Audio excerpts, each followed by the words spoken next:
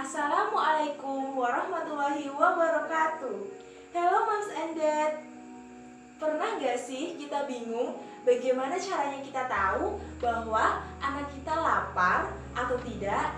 Dan bagaimana sih cara atau metode pemberian makan yang tepat dan baik untuk anak kita? Moms and Dad yang ada di rumah, pernah tidak mendengar tentang metode responsive feeding? Kalau belum pernah, mari kita tonton video kali ini yang akan membahas tentang responsive feeding. Apa sih yang akan kita bahas? Yang pertama, apa sih itu responsive feeding? Yang kedua, apa sih manfaat dan keunggulannya? Yang ketiga, kapan waktu yang tepat untuk pemberiannya? Yang keempat, yaitu bagaimana caranya? Yang kelima, yaitu mitos dan fakta yang ada di sekeliling kita tentang responsive feeding. Jadi, kita bahas satu persatu. Yang pertama, yaitu apa sih itu responsive feeding? Nah, apa sih responsive feeding itu? Responsive feeding itu merupakan praktik atau cara memberikan makanan kepada bayi dengan memperhatikan sinyal lapar maupun sinyal kenyang yang ditunjukkan oleh bayi. Hal ini berkaitan dengan pemberian makanan yang optimal, yang tidak hanya ditentukan dengan apa yang diberikan, namun juga bagaimana, di mana, kapan, dan oleh siapa bayi itu diberikan makanan.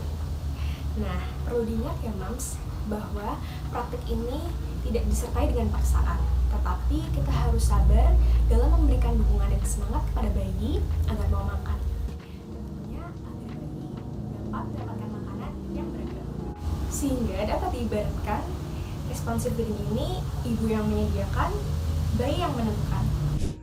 Setelah mendengarkan tentang apa sih itu responsive feeding, Moms and Dad penasaran nggak?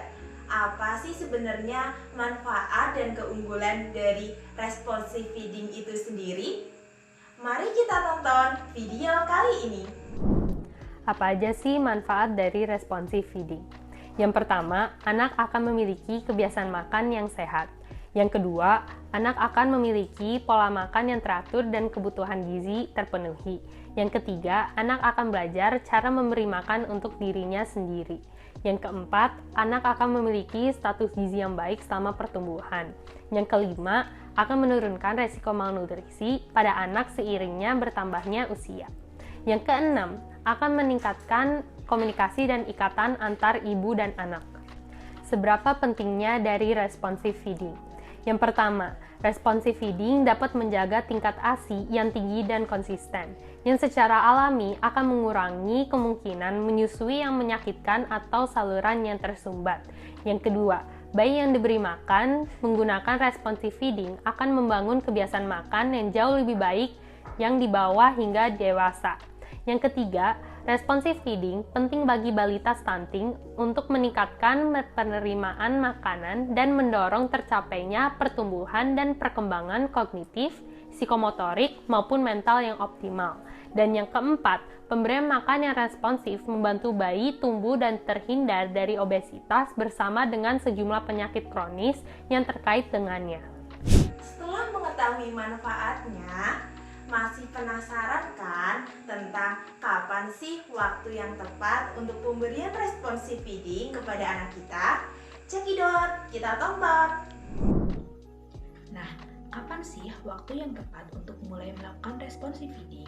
Jadi, responsive feeding sudah bisa dilakukan sejak bayi mengkonsumsi ASI.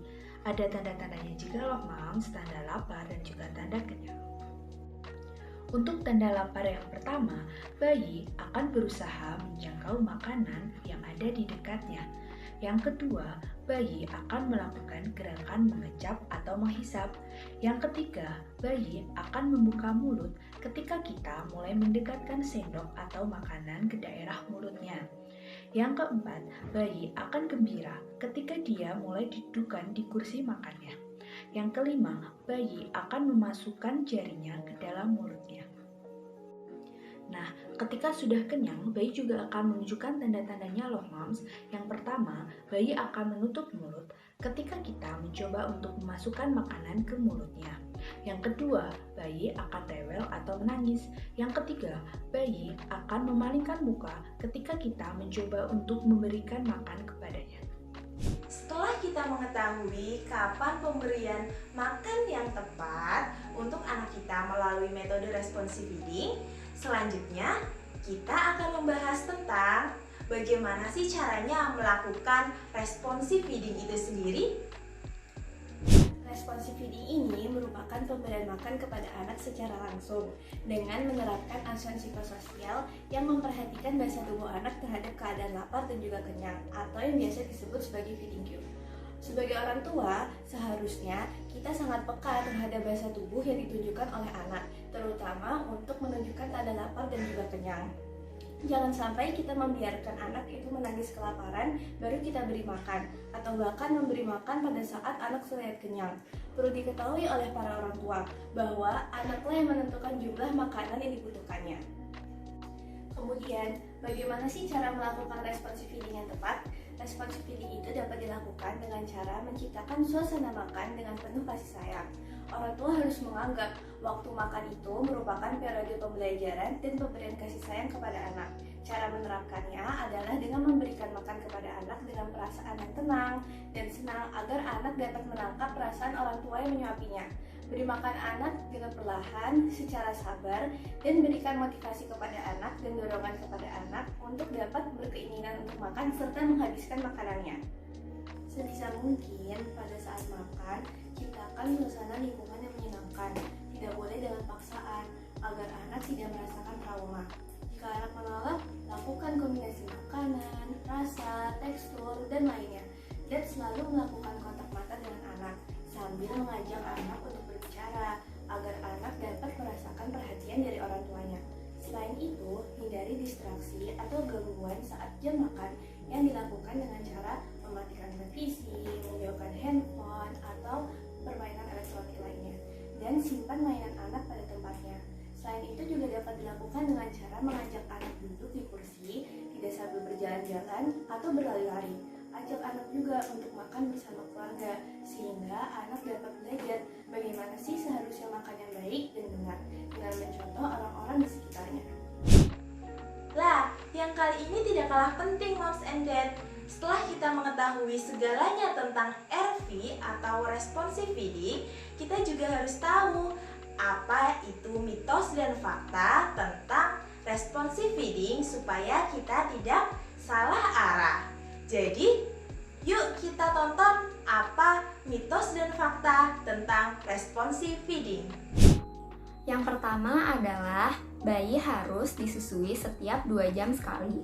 Hal ini merupakan mitos karena setiap bayi memiliki pola makannya yang berbeda-beda. Memang banyak ibu yang menyusui bayinya setiap 2 jam sekali karena memang itu adalah permintaan dari bayinya. Tetap susui bayi Anda secara on demand. Jika Anda khawatir bayi Anda tidak mendapat kecukupan ASI, maka lihat saja tanda-tanda kecukupan mendapatkan ASI, seperti bayi 6 kali buang air kecil dalam 1 hari atau 2-3 kali buang air besar dalam 1 hari. Hal itu menandakan bayi Anda sudah mendapatkan ASI yang cukup. Yang kedua adalah bayi harus disusui selama 20 menit di masing-masing payudara. Itu juga merupakan mitos, karena setiap bayi tidak akan makan dalam jumlah yang sama tiap kali makan.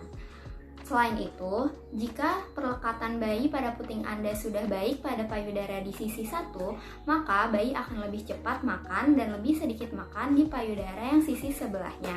Jika payudara Anda terasa penuh, maka Anda bisa memompa ASI Anda. Yang ketiga adalah responsive feeding membuat anak Anda menjadi tidak mandiri dalam makan.